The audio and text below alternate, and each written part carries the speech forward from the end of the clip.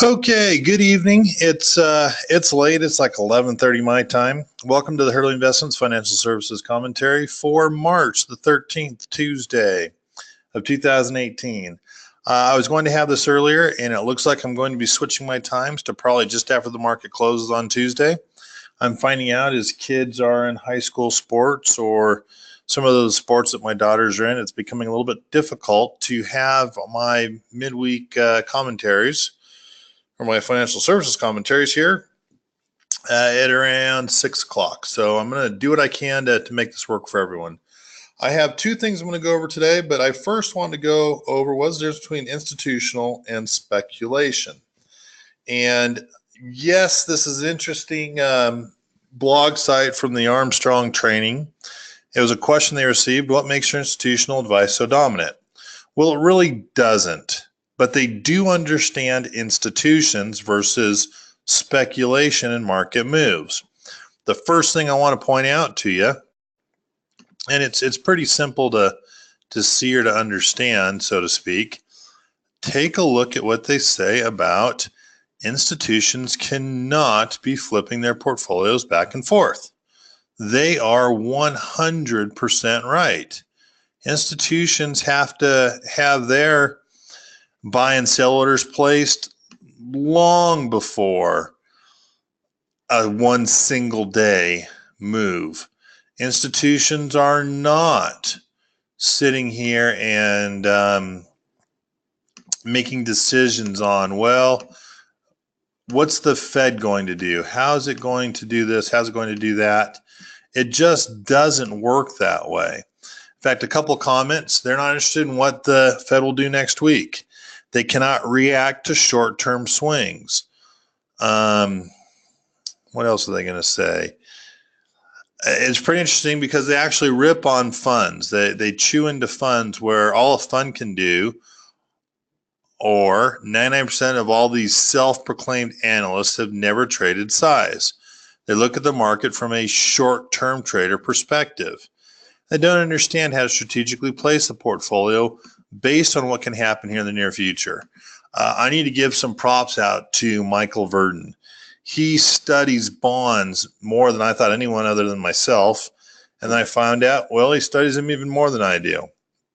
He has an in-depth understanding of bond rates versus the strength of currencies versus the equity market. Michael has helped me understand and look at how to look at a longer term perspective from a portfolio. Most advocate a growth portfolio is 60% equities, 40% bonds. Yet what they don't understand is what happens when government bonds default, like Meredith Whitney has been saying, again, as of recently. Like, she was so correct in 2008, yet so wrong in 2006. What happens when the 10-year rates are 3% or less? And how you need to make 8% to cover your liabilities, which means what type of riskier or higher beta assets are you placing in your fund to make more money to cover those pension needs, those obligations, the fund obligations. Comment they said they are clueless when it comes to the actuality, the problems in size, and how you even place orders. I really thought it was interesting as they talk about pension funds. There's no pension that can buy even a 10-year government bond paying 3%, for they are locking a 50% loss or more.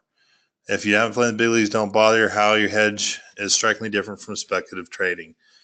I just found it interesting that there's so many unproven models out there, yet they're gimmicky. They're really gimmicky by way of, hey, I've got X% return, but they can't show you a portfolio.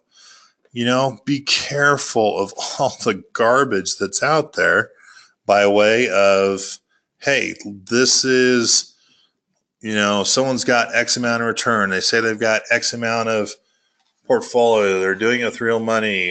You know, there's a big difference between a paper trading account and a real money account. And there are all these things that you should be taking notice of as you look at some of the garbage that's out there. When we look at what's happening this week in wine, I mentioned it last week, but it's really interesting. Hopefully you guys can hear me better. I've got a new microphone. We are back to headline risk versus news. And what do I mean by this? I can work with news. News is something that is pretty easy for the most part to trade around. When you look at news, you're looking at, let's just say news is a single one-time event that verifies a continued or new trend. And there's some facts behind it. You know, hey, we're going to have some news that we're going to have interest rate hikes. Hey, 4 times a year, not good. Our market's going to go down. News, we're going to have tax breaks. Tax breaks put into place, our market goes up. News will follow a trend. Headline risk is a tweet. A headline, right? A news blurb. Something that's not substantiated. It's just something that comes across really quickly that sometimes you see these algorithms trade. I hate headline risk. Headline risk is just something that comes back and forth that you don't know where your markets are going, that you can't use trend lines to justify it. And it really is, it's kind of ridiculous. Some of the headline risk is that we have Trump using a number that we're going to have $60 billion of new tariffs come across China. And I heard it, I believe, on Fox News, might have been CNBC, that how unsubstantiated that is. Where does the $60 billion going to come from? Where are we going to tariff or tax or not accept that from? What economic reports have been done to justify why that number is important or it's not important? In fact, in all honesty, I'm going to put this way. A tariff, of course I can't spell worth means. A tariff leads to a trade war, which leads to, anyone have any idea what's a trade war lead to? More tariffs, right? That eventually lead to higher prices. These higher prices are sometimes called shock pricing, right? Shock pricing leads to what? Any idea? Shock pricing obviously leads to higher inflation, which leads to any ideas? I'm saying this knowing you guys aren't here, but that you'll think about it. That'll lead to a rapid Federal Reserve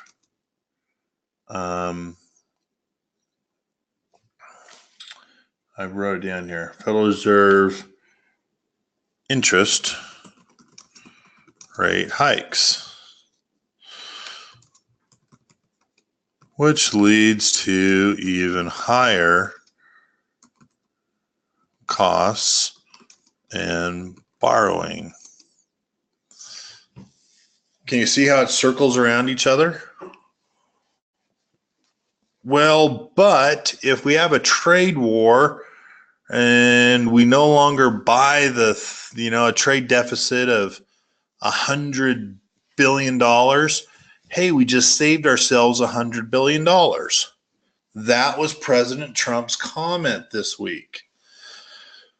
Okay, that is not true. That is $100 billion that we didn't spend, but it doesn't save us from the increase in prices that come over here. Free markets are hard to achieve, never are fair, but over time regulate pricing power to be more equal for everyone.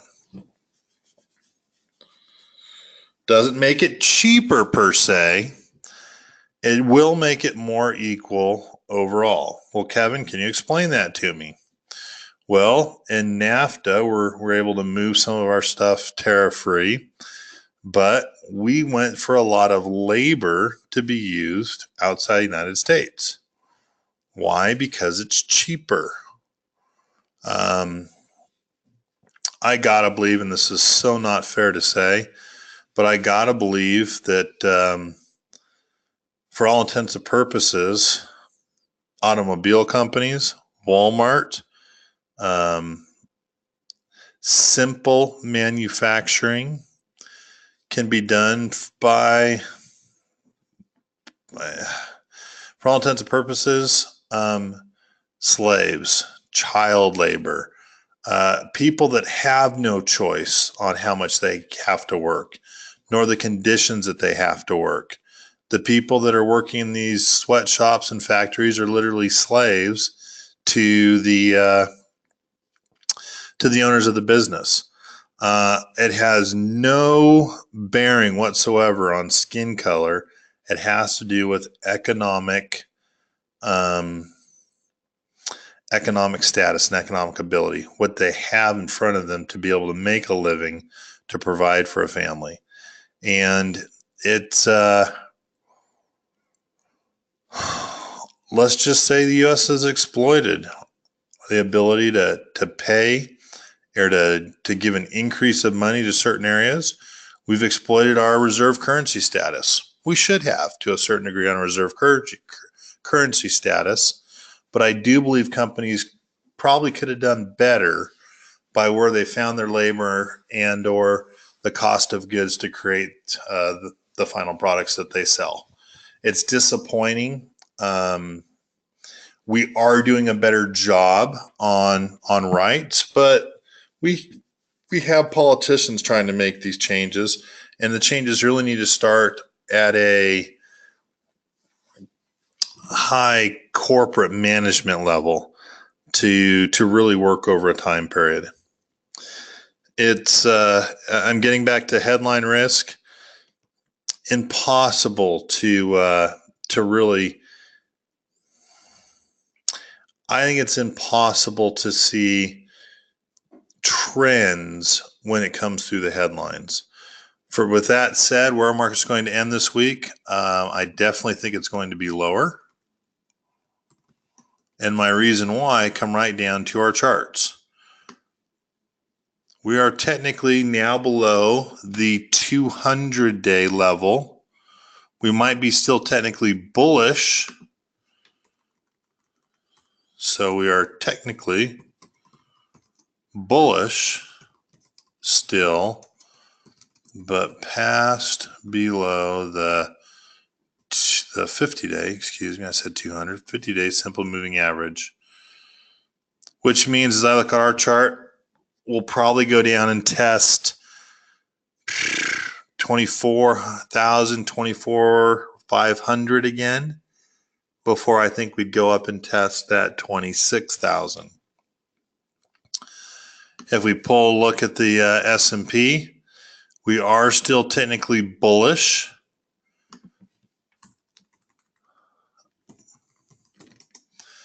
But it'll depend tomorrow on our bounce. And you'll notice I actually have in here the MACD, the Williams percent R. When I take a look, I'm looking for some help to understand where I think we're going to go for our next move. It's not telling me anything either. We're right on the 50 line. We can bounce higher. We can bounce lower. There is no technical setup. In fact, if anything, technical setup right now is mixed. On the Dow, we're below the 50-day simple moving average. We probably need to test these lows. It could create a triple bottom for us. Whereas when we're looking at the S&P, it's still bullish. We're just coming off the overbought line, so to speak. For those of you who don't know, Williams percent R is like a medium statistics. I take a peek at this and I say, hey, we could get a bounce and get moving higher again, in which case you won't see that little dip on the Williams percent R. You'll just mix in with the overbought category, and we'll keep going that way. So we do have some support about 20 points lower on the S&P 500.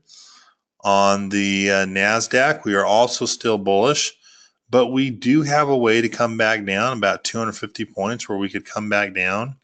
I don't know if you want to call it a head and shoulders pattern just yet. It could be, you could do trend lines here, which go up. So we're mixed. We're mixed right now, looking for some good news. What good news could bring us to a better spot? Well,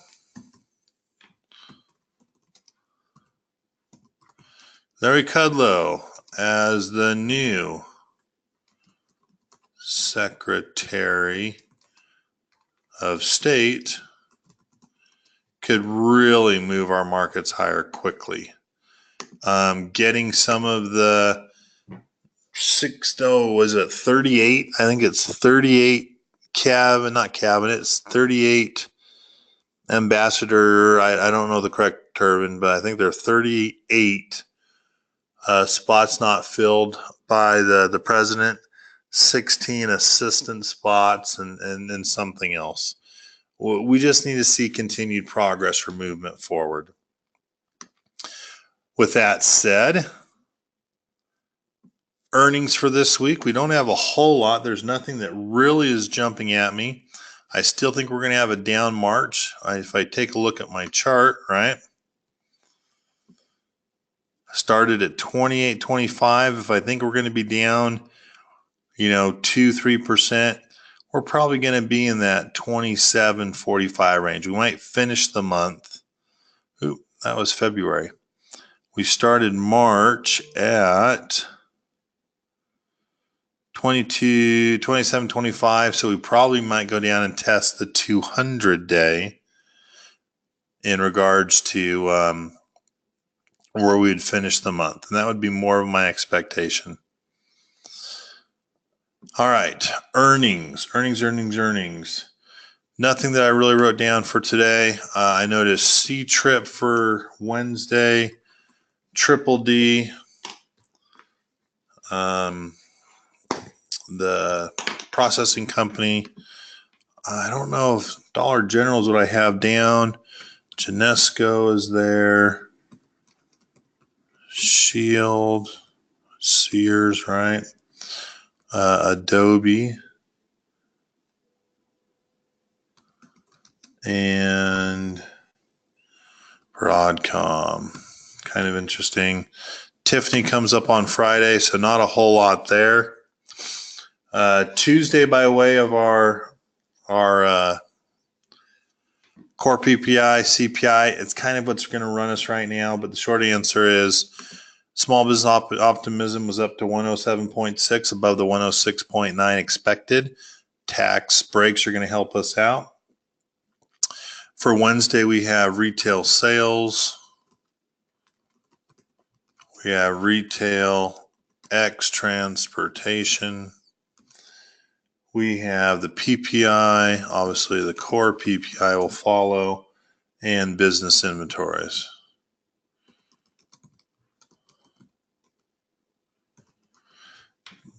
Inflation seems to be a worry. Probably nothing that we need to worry about right now. Obviously, anything scary, though, sells on the news. And just some continuing claims, we have the export numbers, we have the import numbers, we have bad spelling. We also have the Empire Manufacturing.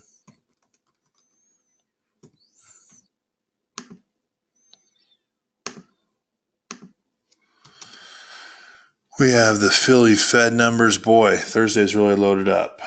We have the NAHB housing market pricing.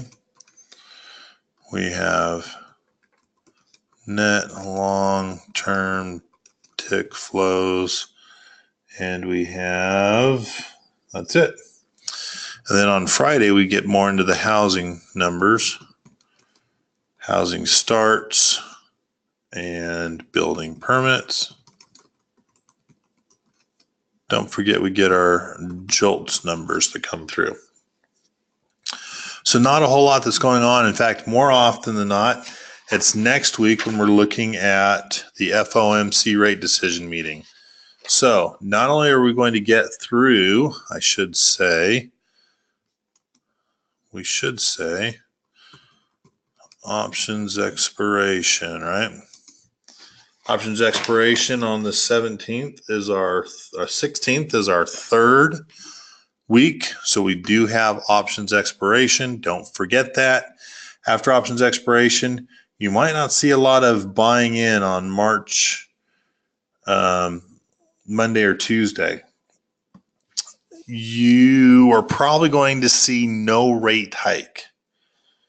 They did one in January. You will probably see one in June. Maybe they might go later on until October, and then obviously your December one. Easier to do a rate hike when you have a Christmas rally, a little boost in your market. With that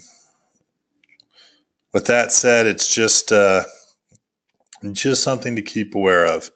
I didn't see anything internationally that stood out to me. I don't know why, so let's take a quick peek. That is my dishwasher that's telling you it's done. As I take a look, nothing internationally really stands out. All the China numbers, though, fixed asset, industrial production, retail sales, will move our futures.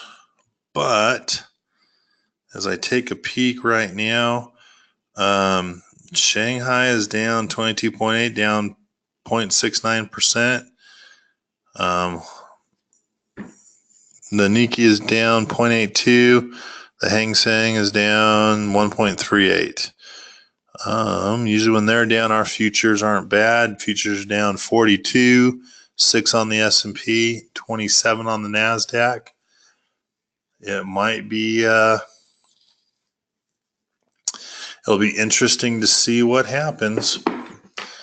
If we take a peek along here, not much there. GDP in New Zealand, retail sales, nothing there. Thursday, all U.S. in all honesty. France, and nothing really on Friday. Monday might be off the Japanese merchandise trade, but Japan hasn't really gone anywhere. So if I take a peek, the next thing I'm going to go through are some of my stocks and what I'm looking at doing. I'm fearful because I have some big positions in Apple. If I look at Apple, it's not really in jeopardy of going down. It just is making a new high, but I am uncomfortable. I will probably look to add some protection on Apple. Baidu looks much the same.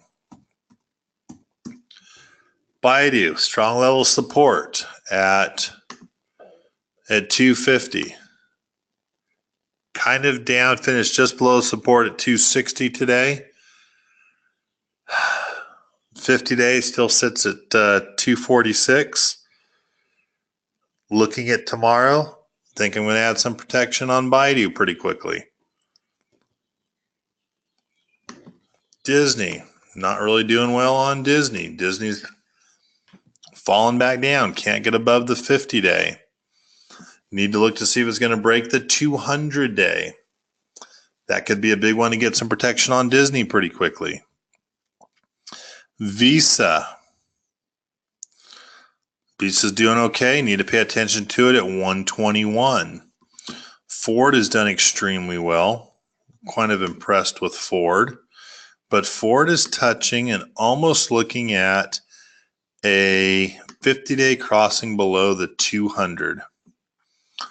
Looking at a death cross, which could be, 8% down the next couple months. It's not what you want to see on Ford.